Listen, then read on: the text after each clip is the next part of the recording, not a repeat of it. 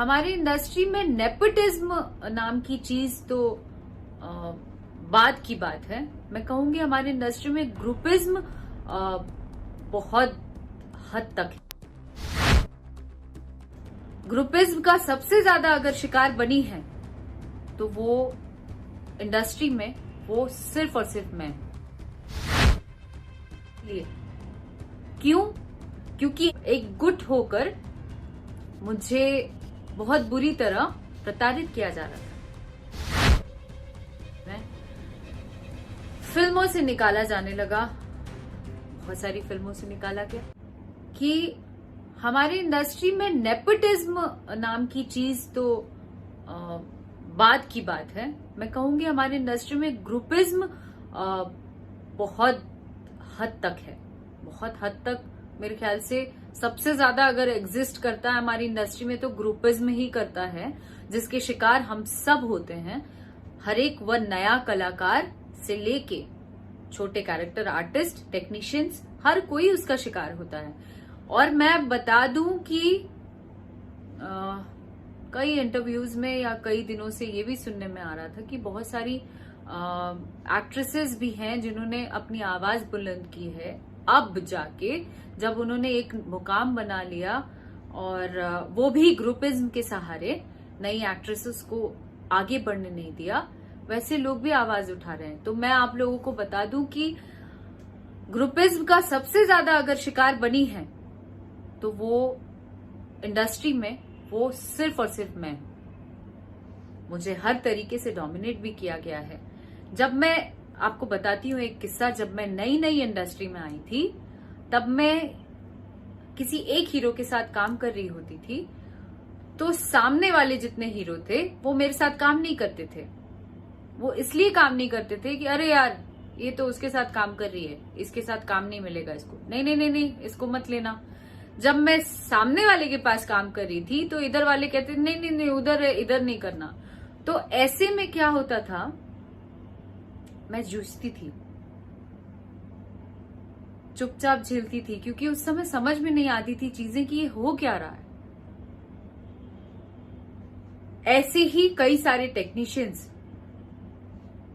कई सारे डायरेक्टर्स, कई सारे कैरेक्टर आर्टिस्ट जिनकी रोजी रोटी ही इंडस्ट्री में काम करने से ही चलती है, उनके घर में 2 रोटी वो खा पाते हैं चैन और सुकून से, just because of our industry जो हम काम करते हैं। हम आपके जैसे बहुत पैसे वाले नहीं हैं, हीरो बन के हम बहुत ज्यादा पैसा नहीं कमा के रखे हैं हथिया के। वो जब किस्सा खत्म हुआ उसके बाद की चीजें जो हुई वो आप लोगों से छुपी नहीं है, वो जग जाहिर है चीजें। बहुत ओपनली आके मैंने स्टैंड लिया था अपने लिए। क्यों? क्योंकि एक गुट होकर मुझे बहुत बुरी तरह प्रताड़ित किया जा रहा था। वो ये कि सबसे पहले भाई चलो राम सलाम हो गया, कोई लेना देना नहीं, काम कर रहे हैं। फिल्मों से निकाला जाने लगा, बहुत सारी फिल्मों से निकाला गया। दूसरे के साथ जो फिल्में साइन की हुई थी वो सारी फिल्मों से भी निकाला गया। अरे भाई उसके साथ काम नहीं करना। उस समय जितने हीरोइंस और जितने हीरोज थे वो सब एक तरफ हो गए थे ग्रुप बना के। क्यों?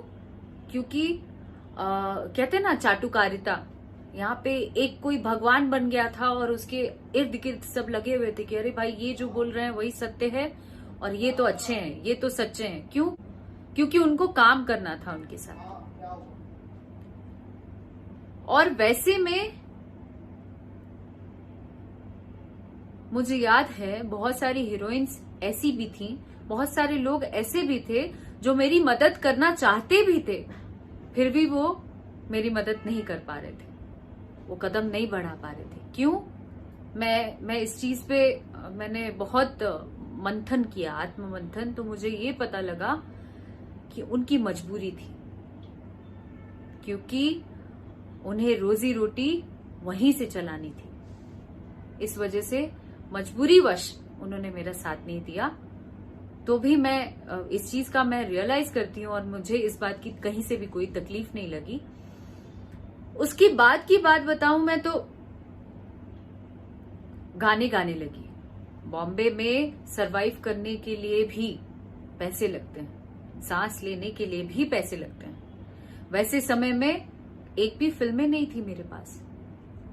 मैं गाने गाने लगी, जितने भी चैनल्स थे हर जगह गाने जाते थे मेरे, अच्छे अमाउंट में पैसे आते थे, रातों रात गाने हिट हो रहे थे। तो भाई कोई तो रास्ता चाहिए था गाना रोकने का। बहुत सारे, तभी मैं तकलीफ में थी, मैंने किसी तरीके से जो भी मेरे पास पैसे थे उससे मैंने गाने बनाए कि गाने बेच के जो पैसे आएंगे उससे मेरा भरण पोषण होगा। जब गाने बना के कंपनीज में दिलाने लगे, एट अ टाइम यही सावन के गाने मैंने बनाए और उस समय वीडियोस वगैरह करके मैंने कॉल किया और एक दिन पहले बोला गया कि भाई फटाफट गाना भेजिए, रिलीज करना है। जब मैंने गाना बना के दिया, मेल किया और मैंने कॉल किया, तो जस्ट एक दिन पहले, रिलीज के एक दिन पहले रात की बात है, मुझे पहले तो कॉल नहीं रिसीव हुआ, एटलीस्ट 10 से 12 कॉल किया गया, कॉल नहीं रिसीव हुआ। 13वें कॉल पे रिसीव करके मुझे क्या कहा गया कंपनी मालिक द्वारा कि मैं बहुत बुरी तरह फंसा हुआ हूं, प्लीज किसी को मत बताइएगा, मैं बहुत बुरी तरह प्रेशर में हूं। वो ये कि किसी ने मुझे दबाव डाला है, किसी ने मेरे ऊपर दबाव बनाया है कि भाई अक्षरा सिंह का गाना रिलीज नहीं होने देना। क्यों? अगर रिलीज हुआ तो मैं तुम्हारी फिल्म नहीं करूंगा, अगर रिलीज हुआ तो मैं तुम्हारे कंपनी में गाना नहीं दूंगा, मैं प्रेशर बनाऊंगा, व्हाटएवर। मैंने ये सुना और मेरे होश उड़ गए।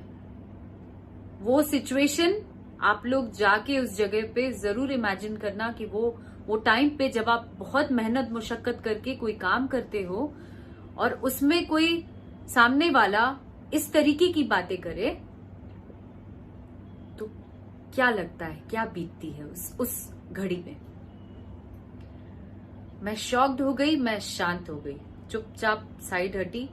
वैसे करके मैंने सोचा कि चलो ये कंपनी नहीं, दूसरे कंपनी में बात करें। धीरे धीरे करके सारे कंपनीज वालों ने ऐसा ही कहना शुरू कर दिया और एक टाइम ऐसा आ गया कि मैं एक्चुअली सुसाइडल, वो कहते हैं ना, कंडीशन में पहुंच गई। क्या करूं, कैसे जीऊंगी, क्या करूंगी, कैसे काम करूंगी, ये सारे सिचुएशंस में ये लोग पहुंचा दिए ग्रुपिज्म बना के। और उस समय कोई एक बंदा नहीं आया ये पूछने कि तुम खा पा रही हो, तुम जी पा रही हो, तुम मरोगी, जिंदा रहोगी, क्या करोगी।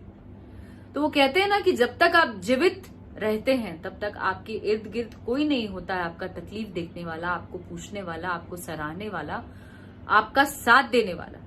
और जब आप मर जाते हैं तो पूरी दुनिया कैंडल मार्च करने के लिए निकल जाती है, पूरी दुनिया आपके सपोर्ट में खड़ी हो जाती है, ट्वीट करने लगती है, पोस्ट करने लगती है। क्या ये इंसानियत है?